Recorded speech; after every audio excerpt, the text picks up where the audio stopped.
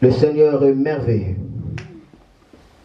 Si le cœur est plein d'amour de Dieu, les soucis, les manqueries, les chagrins, les dépressions, les douleurs, les agitations n'auront pas de place pour agir. Amen. Ma soeur, mon frère, je veux que cette parole, que tu puisses vraiment me donner, ne fût-ce que ton attention. Tu vas voir que cette parole va changer toute ta vie. Amen. Alléluia. Amen. Là où il y a l'amour de Dieu, il y a aussi la joie et il y a aussi la paix débordante. J'aimerais que Maman Nadi puisse nous lire Philippiens chapitre 4, le verset 4 à 7. Philippiens chapitre 4, le verset 4 à 7. Philippiens chapitre 4, verset 4 à 7. Okay. Je lis au nom de Jésus. Amen. Réjouissez-vous toujours dans le Seigneur. Je le répète, réjouissez-vous. La Bible dit, réjouissez-vous toujours dans le Seigneur. Je le répète, réjouissez-vous. Que votre douceur soit connue de tous les hommes. Le Seigneur est proche. Ne vous inquiétez de rien, mais en toute chose, faites connaître vos besoins à Dieu par des prières et des supplications, avec des actions de grâce. Et la paix de Dieu, qui surpasse toute intelligence, gardera vos cœurs, et vos pensées en Jésus-Christ. Ce qui garde la vie, ce qui garde le cœur, c'est la paix de Dieu. Amen. Mais pour que la paix de Dieu puisse garder ton cœur, il faut toujours se réjouir. Et tu peux me dire, comment est-ce que je peux me réjouir? Pour se réjouir, alors il faut se réjouir. Amen. C'est un choix. Fais le choix de te réjouir. Même si ça ne tient pas, continue à te réjouir, alors tu vas te réjouir. Et il y a des facteurs qui amènent la réjouissance. C'est quoi? Dès que tu donnes ton attention à lire la parole de Dieu, dès que tu prends ton temps à adorer Dieu, vous savez, plus nous adorons, plus nous entrons dans l'atmosphère de Dieu. Et dans l'atmosphère de Dieu, il n'y a que la joie. Là-bas dans le ciel, on ne pleure pas. Là-bas, on ne pleurniche pas. Là-bas dans le ciel, il n'y a pas de cris. Là-bas, il n'y a pas d'émotion, de douleur. Non. Alléluia. Amen. Alléluia. Amen. Plus tu restes dans la présence de Dieu, plus la joie de Dieu va venir et ça va garder ton cœur. Ce qui garde ton cœur, c'est la joie de Dieu. Amen. Amen. La Bible dit que la paix de Dieu garde vos cœurs. La paix de Dieu nous garde de toute ruine, de tout dégât. C'est la raison pour laquelle si tu lis dans le livre de Jean, chapitre 20, le verset 19 à 22, la Bible dit, on a arrêté Jésus, on l'a flagellé, il était blessé, de manière anachronique qu'on ne pouvait même pas supporter le regarder deux fois, parce que tout son visage se ressemblait en un même endroit. Vous savez, un jour le Seigneur m'avait montré vraiment son agonie, de la manière dans laquelle il était devenu lorsque on le frappait. Dieu m'avait montré ça. Ça fait à peine déjà 10 ans depuis que le Seigneur m'a montré cela. Je vis le visage de Jésus. Comment est-ce qu'il était devenu lorsqu'on l'avait frappé? C'était comment? Les yeux, le nez, la bouche se ressemblaient ensemble. Il était comme un monstre, totalement défiguré. Tu ne pouvais même pas. Et il avait un grand trou ici, à partir d'ici jusqu'ici. C'était vraiment comme, vous savez lorsqu'on fait l'opération d'autopsie, lorsqu'on coupe comme ça. C'était comme ça, un grand trou comme ça, un grand trait comme ça. Et les yeux étaient devenus tout blancs. Le truc noir dans les yeux, il n'en a plus pas. Lorsque j'ai regardé ça, j'ai eu peur. Et ses bras tremblaient comme ça. Donc, il était comme ça. C'est la raison pour laquelle la Bible dit personne n'est parvenu à lui regarder. On le regardait avec dédain. Cependant, ce sont nos douleurs qu'il avait portées. Cependant, la paix que nous avons avec Dieu, ça venait des châtiments qu'il avait portés à notre place. Cependant, la guérison que nous avons, ça venait par les coups et les fouets qu'il avait portés. Jésus a acheté ta guérison au prix de ses douleurs. Aimez quand même Jésus, s'il te plaît. Amen. Aimez Jésus. On présente Jésus comme étant la fleur rose, les lys des vallées. Salomon présente Jésus, il dit, mon bien-aimé est le plus beau qui se distingue entre 10 000. Le bien-aimé là que cette fiancée présentait, c'était Jésus. Et cette fiancée là, c'était l'image de l'église.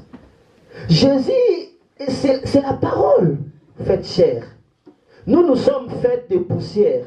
Mais Jésus n'a pas été fait de poussière. Elle a été faite de la parole pure.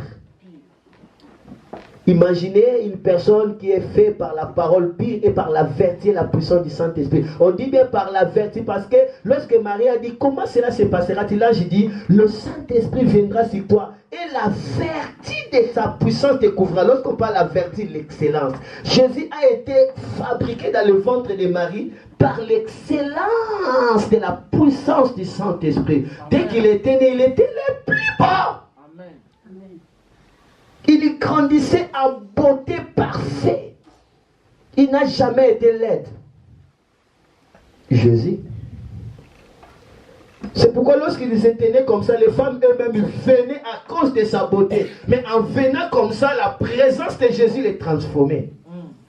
Jésus n'était pas laid, hein, que personne ne se trompe.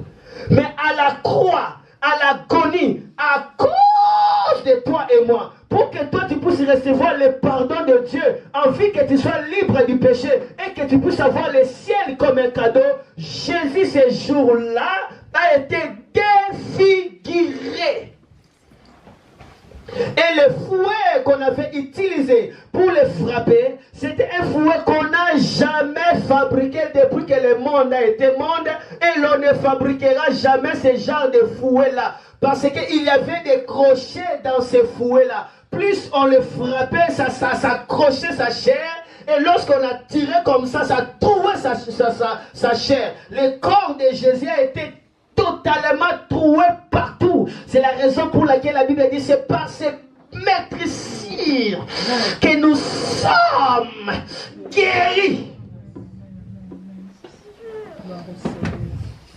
Alléluia. Amen. Alléluia. Amen. Et Jésus a fait tout ça. Il est mort. Dès qu'on l'a enterré, il ne s'est pas limité là, dans la grotte ou dans les dimensions où on enterre déjà. Non. Jésus, quand il est descendu, lorsqu'on l'a enterré, il est entré dans la zone inférieure. Jésus n'a pas été enterré comme toi et moi, comme tous les hommes qu'on enterre comme ça, et qu'on jette les sables dans la grotte comme ça, elle est posée. Non. La Bible dit il entra dans le lieu le plus inférieur. Cela veut dire Jésus est entré jusqu'au séjour des morts, jusque dans l'endroit où il y a le gouvernement du diable. Il est descendu là-bas. Ces jours-là, le diable ne savait pas, il est en train de fêter. Nous avons tué Jésus. Il a vu Jésus dans leur réunion. Il descendait comme ça. Les diables et les démons, tous étaient à genoux. Ils commencent à trembler. Après, Jésus n'a rien dit. Il dit seulement. Et le diable lui-même, il vient comme ça. Il se précipite. Il donne à Jésus la clé de la vie, des séjours des morts. Parce qu'il n'y avait que Dieu qui détenait la clé de la vie. Mais la clé de la mort, c'est le diable qui contrôlait. Ça veut dire que le diable avait le pouvoir de retenir toute personne après sa mort pour qu'il soit dans son camp, dans le royaume des ténèbres. Et Jésus a ravi cette clé. Dès que Jésus est sorti, il a dit tout pouvoir m'a été donné dans le ciel, sur la terre et sous la terre. À mon nom, tout genou fléchira, toute langue confessera qu'il est Seigneur. À quelle position? À la droite du Père. Amen. Et Jésus est ressuscité comme ça. Il y trouve les disciples étaient dans la peur, agités. Ils étaient là à quarantaine dans une maison. Et la Bible dit, cette maison, les disciples les avaient fermées à clé. Lorsqu'on dit fermé à clé, cela veut dire quoi? Tu as fermé la maison, mais tu as mis encore la clé dans la serrure. Pour que même si la personne fabrique une autre clé, qui n'arrive pas à ouvrir. Quelle peur que les disciples avaient! Ils étaient troublés. Ils étaient là. Lorsque nous sommes troublés, nous allons nous enfermer nous-mêmes. Plus ton cœur est troublé, plus tu vas t'enfermer et tu ne trouveras pas la solution. Amen. Et dans cette situation-là, les portes fermées, Jésus est entré au milieu d'eux. Qu'est-ce que Jésus les a dit? Que la paix soit avec vous. Et la Bible dit, ils se sont réjouis. Et Jésus les a montré ses plaies pour les dire que c'est moi. Et quand ils ont vu les plaies, ils ont encore réjoui encore. Et Jésus leur dit encore, que la paix soit sur vous, soit avec vous. Jésus nous a donné sa paix. Et Jésus nous a laissé sa paix. Plus tu crois à cette vérité, que Jésus m'a donné sa paix, et Jésus m'a laissé sa paix, tu ne pourras pas être troublé par les choses de ce monde. Amen. Jésus te donne la paix intérieure et il te donne la paix extérieure. Il dit, je vous laisse la paix, non comme le monde vous laisse. Amen. Je vous donne la paix, non comme le monde vous donne. Quelle est la paix que Jésus nous a donnée? C'est magnifique de comprendre la paix que Jésus nous a donnée. C'est la paix dans laquelle Jésus dormait au milieu des vents, des tempêtes et des grandes vagues. La Bible dit, c'est dans le livre de Marc chapitre 5, il soufflait tellement, il y avait la tempête, il y avait des vagues violentes qui voulaient même chavirer la pirogue. Mais Jésus dormait alors que les disciples poussaient des grands cris. Nous allons mourir, nous allons mourir. La Bible dit, l'eau entrait même dans la barque, mais Jésus dormait totalement profondément. Il a même utilisé les coussins pour bien remuer, pour bien ronfler. C'est le genre de paix que Jésus nous donne. C'est la paix de dormir même au milieu des tempêtes, de dormir même au milieu des ouragans, de dormir même au milieu des troubles. Voilà la paix que le Seigneur nous a donnée. Alléluia. Alléluia. Alléluia. La tempête, les ouragans a été faible devant Jésus. Cela n'a même pas pu bouger Jésus. Ne permet aucune chose de bouger ta joie. Amen. Alléluia. Jésus t'a donné ce genre de paix. Est-ce que je parlais bien? Amen. Est-ce que je parlais bien? Amen. Si tu vis dans la joie et la paix de Dieu, les tempêtes, les vagues deviendront faibles, impuissants devant toi. Qu'il souffle, cela ne te touchera pas. Parce que tu vis, tu es convaincu, touché par quoi? Par la paix de Dieu. Vous savez, Jésus-Christ avait la paix. Et c'est cette même paix qu'il nous a donné. Il dit, je vous donne ma paix. Je vous donne ma paix. Et je vous laisse cette paix-là. Christ nous a laissé cette paix-là comme étant un héritage. Mais pourquoi nous ne voulons pas utiliser cette paix-là? Nous voulons avoir la paix qui vient par nous-mêmes. C'est pourquoi nous sommes confondus. Vous savez, Christ avait la paix. Imaginez, les gens sont venus accuser la femme prostituée.